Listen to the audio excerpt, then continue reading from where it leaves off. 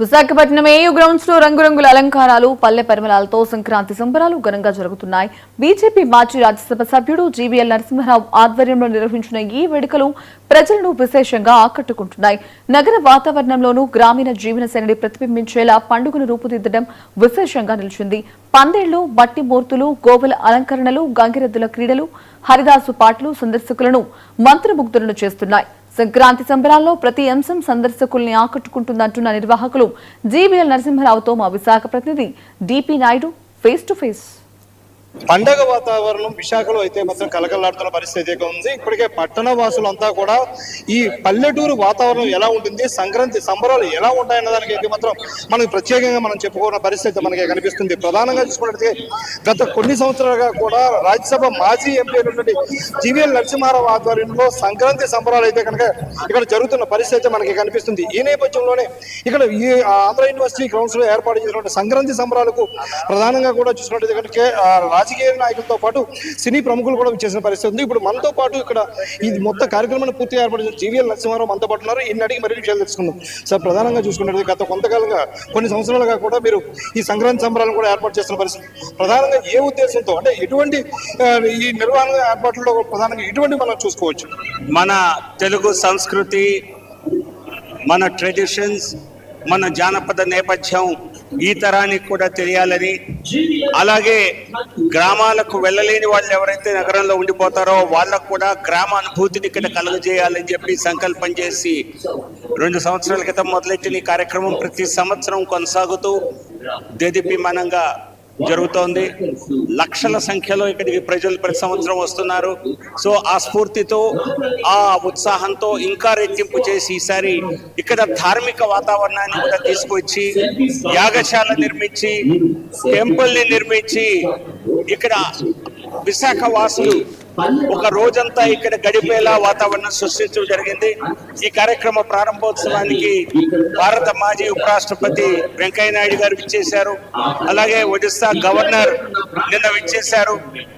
అలాగే మనకి కేంద్ర టూరిజం శాఖ మంత్రి సినీ స్టార్ సురేష్ గోపి గారు ఇక్కడికి 2 రోజుల క్రితం రావడం జరిగింది. ఈ రోజు మనతో 30 సంవత్సరాలుగా మరి సినీ రంగంలో ఒక అత్యంత ప్రముఖమైన హీరోగా మరి ప్రఖ్యాతిగాంచిన సుమన్ గారు మనతో ఈ రోజు ఇక్కడ కొంతమంది సినీ తారలు, ప్రముఖులు, గాయకులు వచ్చి ఇక్కడ విశాఖ వాసులను అలరించనున్నారు. విశాఖ వాసులందరూ ఇక్కడికి రావాలని వారందరికీ ఆహ్వానం పలుకుతాను. సార్, ప్రధానంగా చూసుకున్నట్టయితే కనుక ఇక్కడ ఈ సంక్రాంతి సంబరాలకు హాజరవడం ద్వారా ఎటువంటి సందేశం ఇవ్వాలనుకుంటున్నారు?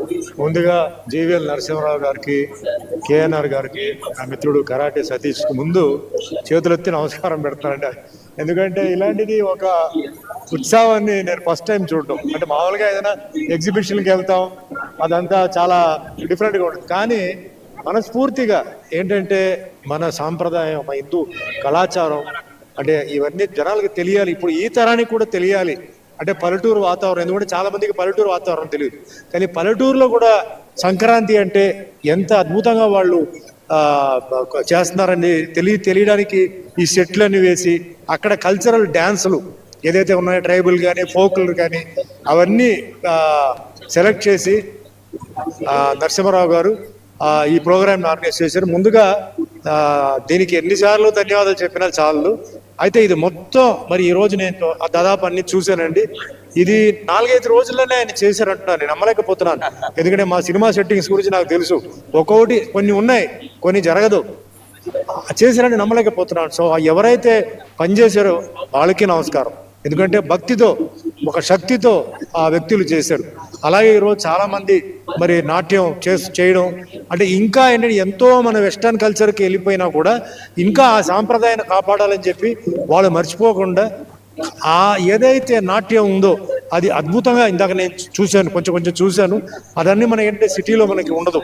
అన్నీ ఇలాంటి ఊరికి వస్తేనే, పక్కనే పల్లెటూరు వాతావరణానికి వస్తే తెలుస్తుంది. అందరినీ మళ్ళీ ఏంటంటే ఇవన్నీ మన హిందూ సాంప్రదాయం ఇదంతా మన హిందూ కల్చర్ అనేది గుర్తు చేశారండి. సో చాలా అద్భుతంగా ఉంది, మాటలు రావట్లేదు నాకు. చాలా ఈరోజు నా సంక్రాంతి పండగ ఈ రోజుతో అంటే హ్యాపీగా అయిపోయింది నేను చెప్పొచ్చు. ఇంకా అక్కడ నేను హైదరాబాద్కి వెళ్ళి నేను ఏం చేస్తానో తెలియదు కానీ ఒక్కసారి అంటే ఏదో మామూలుగా పిలిచారు అనుకున్నాను కానీ ఇంత వైభవంగా అంటే ఒక సైడ్ లో వెంకటేశ్వర స్వామి, ఒక సైడ్ లో హరిరామ్ హరే కృష్ణ, అన్ని అసలు మనకి ఎటు తిరిగి చూసినా కూడా ఏదో 4D 5D లాగా ఎక్కడ చూసినా ఒక గ్యాప్ కూడా వదలకుండా చేశారంటే నిజంగా చాలా ఎఫర్ట్, ఇది చాలా ప్లానింగ్, చాలా ఎఫర్ట్. అందరికీ నమస్కారం చెప్తాను.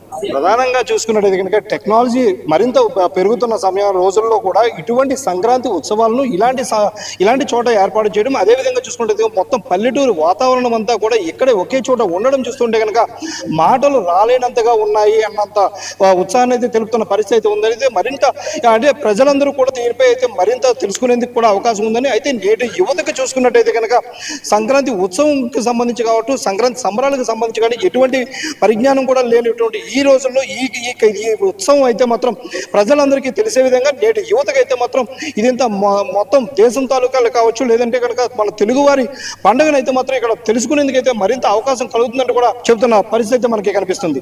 కెమెరా పర్సన్ స్వామితో డిపి నాయుడు, 99 న్యూస్, విశాఖ. సూర్యుడు ధనుర్మాసంలో దక్షిణ